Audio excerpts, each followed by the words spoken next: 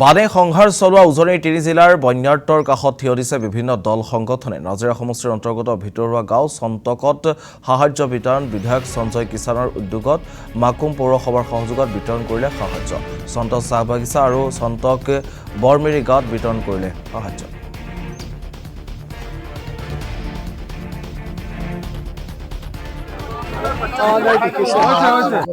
ঘৰৰ পৰাই মানে মুধলৈকে পানী আহিছে। আমি এতিয়া মিচিং গাঁৱত আছো আৰু কাষতে চাওৰা গাঁও আছে। বিশেষভাৱে মিচিং মানুহ আৰু ইয়াতে চাওৰা লোকসকল আছে। যথেষ্ট ক্ষতিগ্ৰস্ত হৈছে এখন গাঁৱত, নিজৰ বুলিবলৈ একোৱেই নাই। গতিকে আজি আমি এই দুখৰ সময়ত তেখেতসকলক অকণমান সাহস দিবৰ কাৰণে আমি ইয়াতে উপস্থিত হৈছোঁ।